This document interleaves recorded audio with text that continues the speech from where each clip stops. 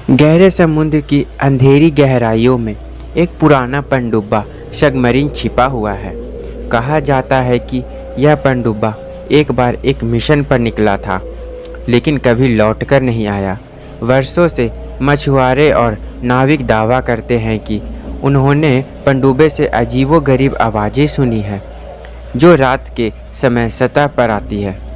पनडुब्बा के अंदर क्या है किसी को नहीं पता, लेकिन एक बात तय है, जो भी वहां गया वहीं कभी वापस नहीं आया। यह कहानी उन बहादुर लोगों की है जिन्होंने उस पनडुब्बे की रहस्यमय गहराइयों में उतरने की हिम्मत की है। अमन शर्मा टीम लीडर है, उम्र 55 साल। अमन एक अनुभवी नेवी ऑफिसर है। उनकी सबसे बड़ी ताकत उनकी अनुभव और सहनशीलता की क्षमता है, लेकिन उनकी कमज़ोरी यह है कि वह कभी कभी बहुत अधिक आत्मविश्वासी हो जाते हैं, जो उनकी टीम के लिए खतरा बन सकता है। नीला सिंह वैज्ञानिक है, उम्र 32 साल। नीला एक समुद्री जीव वैज्ञानिक है।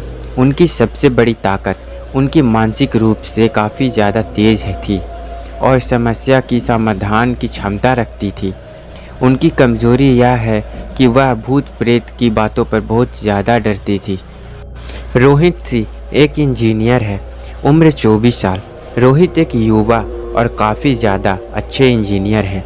उनकी सबसे बड़ी ताकत उनकी सोचने समझने में काफ़ी ज़्यादा अच्छे हैं, लेकिन उनकी कमज़ोरी यह है कि वह जल्दी ही घबरा जाते हैं, खासकर जब समय उनके नियंत्रण से बाहर हो जाते हैं तब।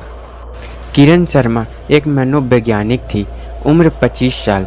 किरण अमन की पत्नी और एक मनोवैज्ञानिक है। उनकी सबसे बड़ी ताकत उनकी समझदारी और सहनशीलता है। उनकी कमज़ोरी यह है कि वह अपने पति अमन को लेकर बहुत ही फिक्रमंद है और उनके बिना किसी भी जोखिम को नहीं उठा सकती, और वह बहादुर और साहसी महिला है। तो चलिए कहानी की शुरुआत करते हैं।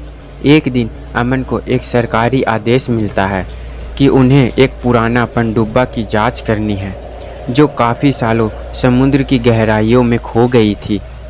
अमन अपना टीम को संदेश देता है और उनके साथ नीला, रोहित और किरण एक मिशन के लिए तैयार होते हैं। सभी लोग समुद्र में जाकर ढूंढने का फैसला करते हैं। गहराइयों में जाने के बाद बहुत ढूंढने के बाद पनडुब्बा मिलता है। तब वे पनडुब्बा के पास पहुंचते हैं तो उन्हें एक अजीब सी ठंडक महसूस होती है। पनडुब्बा में प्रवेश करने के बाद वे देखते हैं कि सब कुछ उसी स्थिति में है जैसा कई साल पहले था। सभी दोस्तों यह देखकर हैरान से हो गए, लेकिन एक बात अलग थी। पनडुब्बा के अंदर एक अजीब सी ठंडक माहौल थी, जो किसी भी सामान्य इंसान को डराने के लिए काफ़ी था। अमन और उसकी टीम धीरे धीरे पनडुब्बा की गहराई में उतरते हैं। सभी उस पनडुब्बा की जांच करने लगते हैं। अचानक नीला को एक कमरे में एक पुरानी अलमारी दिखाई देती है और वह अलमारी को खोलती है। वह देखती है कि वहाँ एक पुरानी डायरी रखी है। डायरी में लिखा है कि इस पनडुब्बा में कुछ ऐसा हुआ था जिसने सभी क्रू मेंबर को पागल कर दिया था। डायरी में लिखा हुआ पढ़ने के बाद नीला हैरान सी हो गई और वह सोच में पड़ गई कि आखिरकार ऐसा क्या हुआ था। जैसे जैसे वे आगे बढ़ते हैं, रोहित को एक अजीब सी आवाज़ सुनाई देती है और वह अजीब सी आवाज़ सुनकर वह आवाज़ की दिशा में जाता है और देखता है कि एक पुराना रेडियो खुद ब खुद चालू हो गया। यह नज़ारा देखकर वह सहमशा गया है। रेडियो पर एक क्रू मेंबर की दर्दनाक चीखें सुनाई देती है। किरण को अपने पीछे अचानक एक भूतिया परछाई दिखती है, जो पनडुब्बा के अंधेरों में गायब हो जाती है। यह देखकर किरण बिल्कुल डर सी जाती है और चीखने लगी और अमन को आवाज़ देने लगी। अमन को बताने की कोशिश करती है कि लेकिन अमन ने उसका एक भ्रम मानकर उसकी बातों को नज़रअंदाज कर देता है। नीला अचानक से गायब हो जाती है। सभी लोग अर्जुन, रोहित और किरण उसे ढूंढने की कोशिश करते हैं। नीला के गायब होने के बाद सभी लोग परेशान से हो जाते हैं और सभी लोग नीला को काफ़ी ढूंढने लगते हैं, लेकिन उनके बारे में कोई भी जानकारी नहीं मिलती। तभी अचानक उन्हें नीला की एक चीखें सुनाई देती है। सभी लोग उन चीख की दिशा की ओर दौड़ पड़ते हैं। अमन, रोहित और किरण सभी दोस्त नीला को ढूंढने का पूरा प्रयास करते हैं। किसी तरह नीला को ढूंढने में सफल हो जाते हैं और देखते हैं कि वह एक कमरे में बंद है। वह कहती है उसे कुछ अदृश्य शक्ति ने खींच लिया था। सभी लोग यह सुनने के बाद थोड़े डर जाते हैं। अमन को अब यह एहसास हो जाता है कि पनडुब्बा में कुछ अनहोनी और भूतों का वास है। वे किसी तरह पनडुब्बा से बाहर निकलने की योजना बनाते हैं। जैसे ही वे बाहर निकलने के लिए तैयार होते हैं, पनडुब्बा हिलने लगता है और उन्हें बाहर निकलने का रास्ता बंद हो जाता है।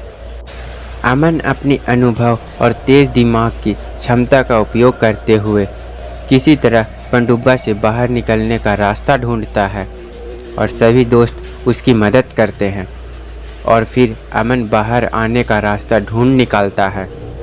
फिर उसकी टीम भी उसके साथ सुरक्षित बाहर निकल आती है। समुद्र की सतह से बाहर आने पर पहुंचकर वे एक दूसरे को गले लगाते हैं और उस भूतिया पनडुब्बा को हमेशा के लिए छोड़ देते हैं।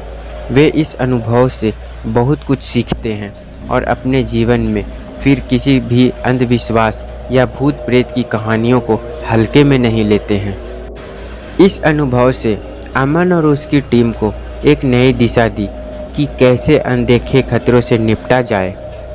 उनकी साहस और सभी दोस्तों का सहयोग ने उन्हें इस भूतिया पनडुब्बी से सुरक्षित बाहर निकाले और कामयाब हुए। कहानी का अंत होता है कि यदि हम अपने डर का सामना करें और मिलकर काम करें तो हम भी किसी भी चुनौती का सामना कर सकते हैं और अपने डर पर काबू पा सकते हैं।